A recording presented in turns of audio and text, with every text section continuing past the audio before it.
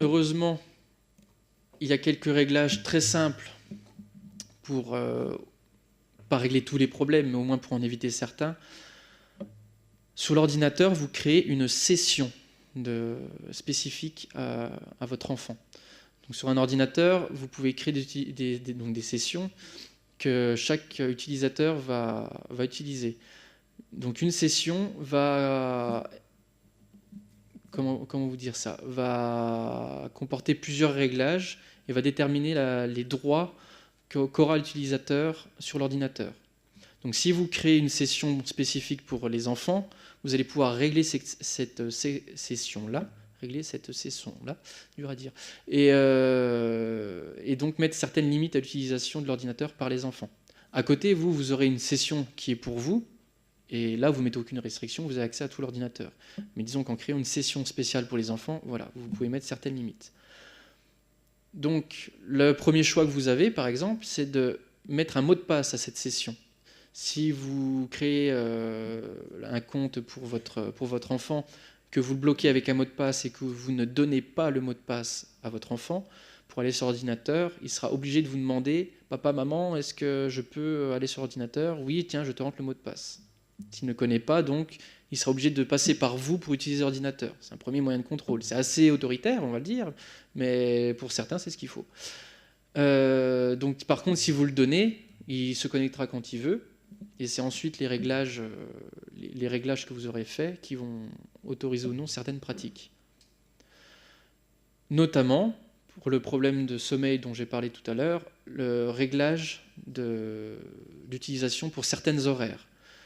En allant dans les paramètres de la session de votre enfant, vous avez la possibilité de déterminer heure par heure est-ce qu'il a le droit d'utiliser l'ordinateur. Donc là, j'ai un exemple à l'écran. Ce qui est en bleu, c'est les heures où il ne peut pas les utiliser. Donc la nuit et le matin, parce que le matin, a priori, en semaine, il est à l'école, on va dire. Le midi, une petite pause pour consulter les mails, aller voir les copains, discuter sur Facebook, tout ça, voilà. Donc le midi, c'est autorisé. L'après-midi, il est censé être à l'école, même chose, c'est bloqué. Et le soir, voilà, réautorisé de nouveau, pas trop tard. Alors, ce sont les enfants, on détermine. Là, j'ai mis jusqu'à 22h. De 22h passées, il ne pourra plus se connecter jusqu'au lendemain matin à 11h. Il ne pourra donc pas aller sur Internet pendant la nuit sans que vous le sachiez. Et il dormira. Voilà. Ça peut être une bonne idée. C'est très simple, les réglages sont faciles à faire, mais si on ne le fait pas, voilà, on aura quelques problèmes. Pas toujours, hein, c'est pas systématique, il ne faut pas tomber non plus dans la paranoïa, mais si vous constatez ce genre de problème, il y a des solutions. Ensuite, oui.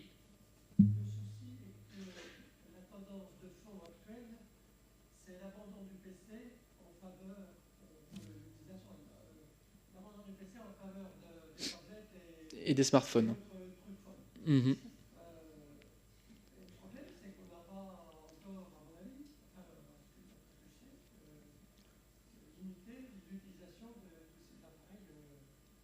Alors, ça, c'est une tendance de fond qui a été constatée aux États-Unis. Déjà, les jeunes actuellement utilisent davantage les smartphones et autres que les PC.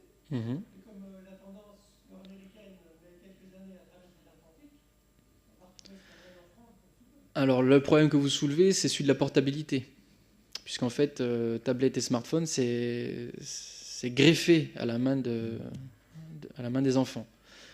Donc effectivement, on a quelques problèmes de limitation, puisque c'est tout le temps avec eux finalement. Mais ça n'empêche que sur chaque appareil, on peut mettre des limitations. Donc là, on est sur les réseaux sociaux et sur Internet, donc je vais me concentrer sur ce problème-là. Il y a d'autres questions qui sont soulevées, mais sur celui-là, il y a des systèmes qui interdisent d'utiliser Internet à tel horaire. Voilà, ça existe aussi. C'est juste une question de est-ce qu'on l'installe sur le smartphone, est-ce qu'on l'installe sur la tablette. Et voilà, c'est juste une question d'installation. C'est pas une question d'appareil. L'appareil, effectivement, le problème qu'il soulève, voilà, comme je vous l'ai dit, c'est la portabilité, tout le temps avec eux. Ça, effectivement, ça pose d'autres questions. Mais au niveau des réglages, c'est une simple configuration à faire, certaines choses à installer. Moi, je ne l'ai pas développé ici, je ne pourrais pas vous le présenter, mais je sais qu'il existe certaines limitations. Un contrôle parental, on peut installer un contrôle parental sur un smartphone. Voilà. Mais voilà, après, le soir, si on ne demande pas à notre enfant donne-moi ton téléphone avant d'aller te coucher, bon bah oui, il pourra le sortir de son cartable et puis dans son lit, dans le noir, vous verrez rien du tout, il sera quand même sur son téléphone. Bon, c'est le problème de la portabilité et que ça soit toujours avec eux. Voilà. Au niveau du contrôle du contenu, donc là je vous ai parlé d'utilisation, maintenant on va voir, une fois qu'ils les utilisent, pour faire attention à ce qu'ils ne tombent pas sur un contenu qui est inapproprié à leur éventuel jeune âge.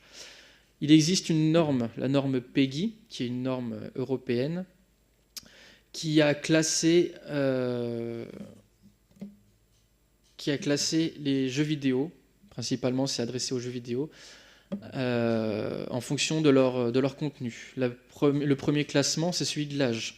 Donc quand vous achetez, c'est bientôt Noël, vous avez peut-être acheté des jeux vidéo à vos enfants, petits-enfants. Sur chaque boîte, il y aura une indication d'âge.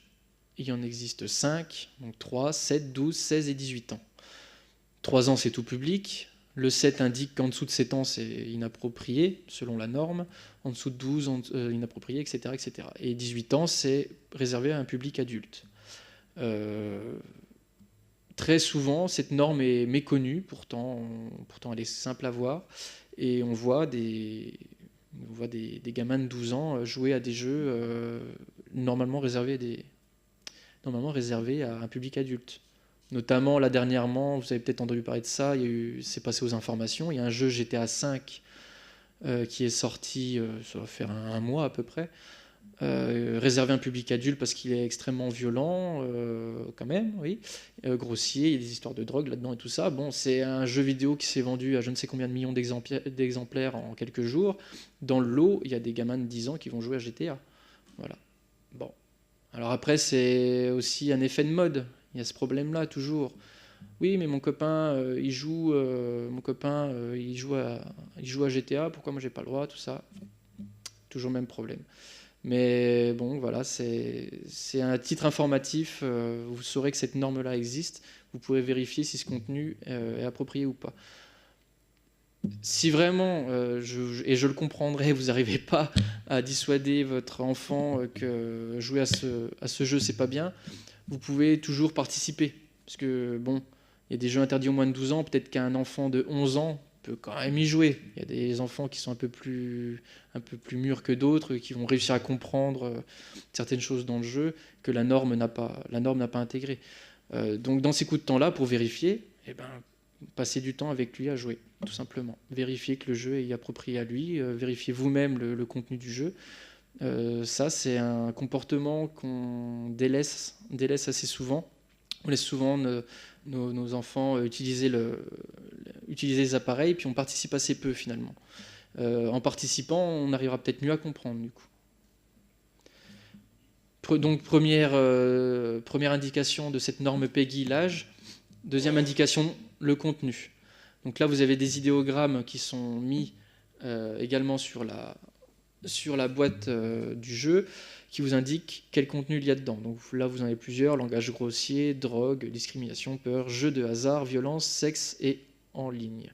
Donc ces idéogrammes se rajoutent à l'indication d'âge. Il peut y en avoir plusieurs. Voilà. Donc quand je vous parlais du jeu GTA, je ne suis pas le vérifier sur la boîte, mais je pense que langage grossier, drogue, peur, violence et sexe y sont. Voilà. Et il y aura des gamins qui vont jouer, des gamins de 10 ans qui vont certainement jouer à GTA. Voilà.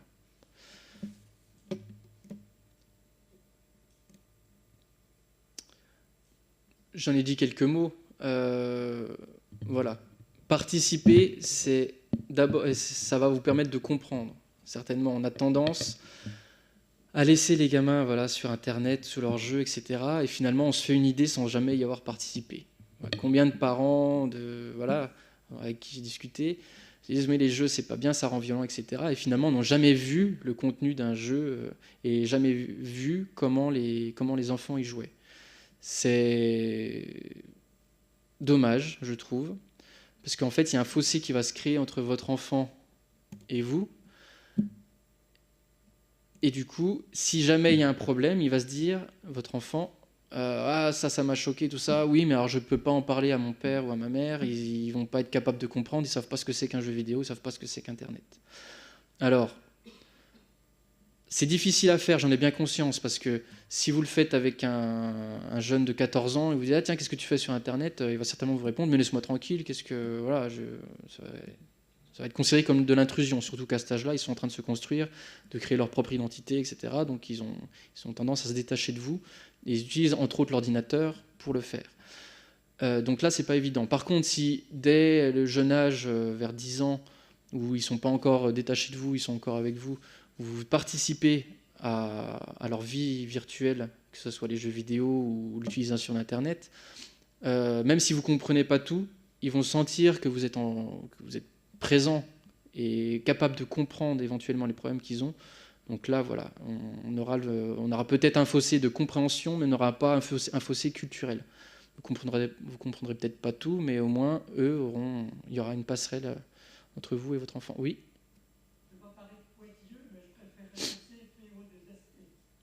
Oui, j'ai vu ça, mais j'ai plus de quoi là, oui. Il y a beaucoup de textes. Non, mais vous avez raison. Conclusion donc générale à tout ça. La partie sur les risques et les précautions vous donne peut-être envie de mettre sous verrou l'ordinateur et de vous dire bon, c'est fini tout ça, voilà. J'aurais plutôt tendance à vous présenter les choses différemment. Il y a une citation que j'adore qui est « L'imprimerie a permis au peuple de lire, Internet va lui permettre d'écrire ». C'est une citation que je trouve absolument géniale, parce que là, on est vraiment dans une autre dimension, dans une autre vision d'Internet. Et on se rend bien compte de la révolution que c'est. Elle s'est mis au même niveau que l'a été l'imprimerie au XVIe siècle.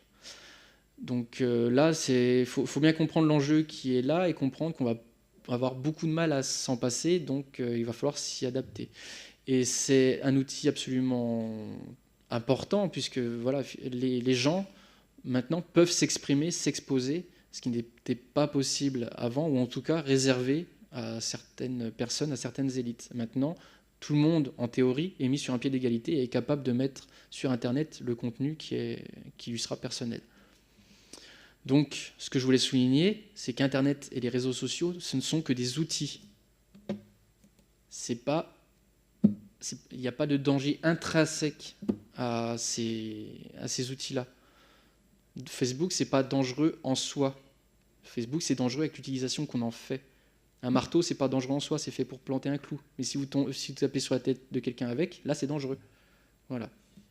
Donc Internet et les réseaux sociaux en particulier, puisque c'est notre sujet, il faut voir la chose de la même façon. J'utilise personnellement certains réseaux sociaux, pas tous, mais certains. Je les utilise pour m'informer. Je trouve cet outil-là absolument génial pour s'informer. Donc effectivement, on passe pas mal de temps sur l'ordinateur parce qu'on ne se contente pas des informations du 20h en 1 heure.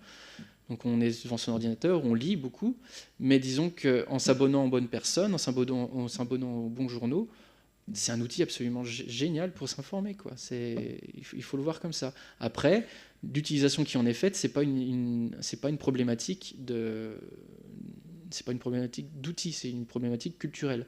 Si les gens utilisent Facebook pour parler de soi, pour se donner une bonne image et pour se mettre en scène et dire des bêtises, c'est pas de la faute de Facebook.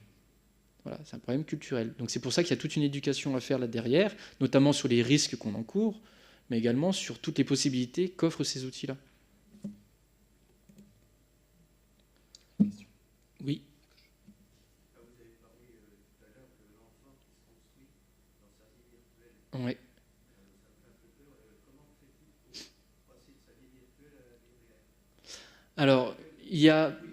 Alors maintenant, ce qu'il faut comprendre, je pense, c'est qu'il n'y a plus de distinction réelle entre la vie réelle et la vie virtuelle. Alors, la vie virtuelle, effectivement, on va pouvoir être en contact avec des personnes qu'on ne rencontre pas dans la vie réelle. Donc là, effectivement, il y a une distinction qui est assez importante, mais finalement, c'est comme si un ami proche parti vivre à l'étranger je le connais dans la vie réelle, mais je ne le vois plus, mais je dis que je communique avec lui par les réseaux sociaux. Donc finalement, la distinction n'est pas très très importante.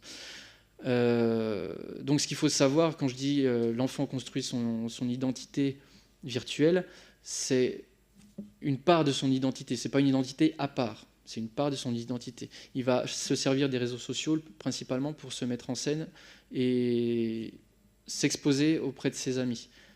Plutôt que de faire le pitre en cours de récré ou d'être fort en sport ou ce genre de choses, on va avoir une page Facebook sur laquelle on va dire des choses et se mettre en scène.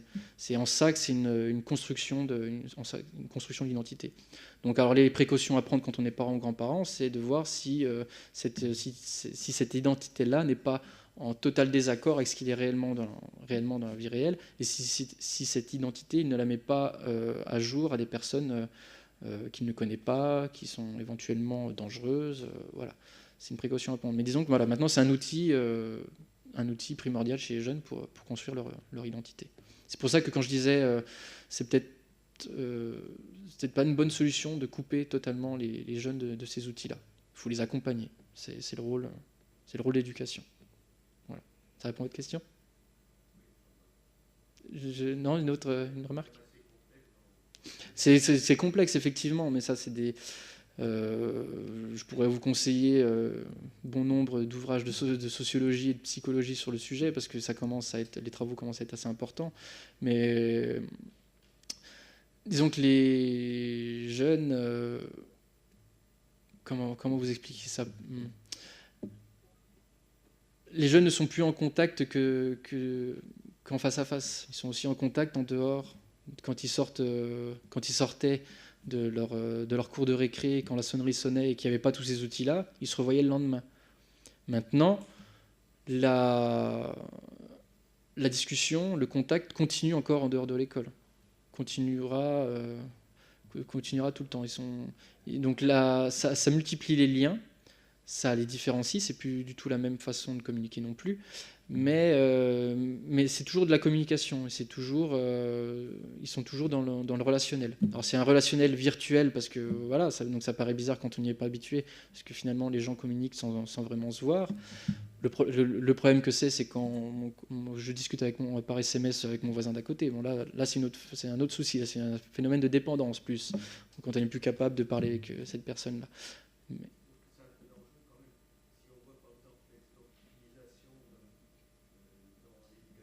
Les élèves peuvent mettre n'importe quoi sur le professeur. Avant, ça se disait en récréation entre nous, et maintenant, ça peut être à l'art public. Alors voilà, vous avez dit quelque chose d'important là, parce qu'en fait vous avez dit ça s'est toujours fait, de dire des choses sur ce professeur, voilà, on faisait ça en cours de récré et tout ça. Donc c'est pas les jeunes sont devenus méchants à raconter n'importe quoi, c'est juste que maintenant ça se voit.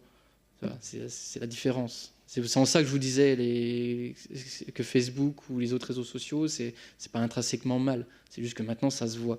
Donc là, c'est juste qu'ils ne sont pas assez malins pour cacher qu'ils le disent. C'est tout. Ça se voit. Mais bon, il y a quand même un cadre juridique, justement, pour limiter ce genre d'utilisation. Il y a un cadre juridique qui existe, qui est dans le droit à l'image. On n'a pas le droit de parler de quelqu'un mal et de l'exposer à toute la terre entière. On n'a pas le droit de mettre une photo de quelqu'un sans son autorisation. On n'a pas le droit, voilà. Donc il y a quand même un cadre juridique. Et donc c'est certainement un rôle des parents d'expliquer aux jeunes que y a des choses qui ne se font pas. Moi aussi, quand j'étais gamin, je me moquais de mes professeurs à la cour de récré. Mais maintenant, fais gaffe, si tu le fais sur Facebook, alors fais-le à la cour de récré, mais l'expose pas sur Facebook, déjà, parce que c'est pas super sympa pour ton prof. Et puis en plus, ça va se voir, tu risques d'avoir des problèmes, voilà. Donc voilà, après, on est d'accord ou pas d'accord, on peut discuter, mais je pense que c'est pas ça n'exacerbe pas le côté méchant, c'est juste que ça le montre, voilà. Ça donne une irréputation, exactement comme on a parlé tout à l'heure. Un élève qui va poster en mode public des âneries sur son professeur et que le professeur le voit, il va y avoir des répercussions dans le monde réel, là, ça sera certain. Ouais. Après, là... justement, par rapport à ça, voilà.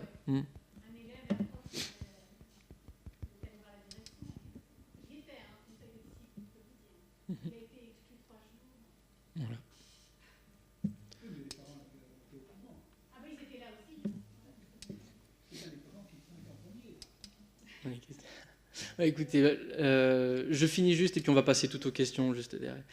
Voilà, donc je signalais juste que ce sont les utilisateurs qui peuvent éventuellement être dangereux et qu'au final, eh ben, comme j'ai mis en pointillé à la fin, c'est comme dans la rue. Voilà, c'est pareil. Ce sont les gens qui peuvent être dangereux éventuellement, c'est pas les outils. Voilà, j'ai terminé.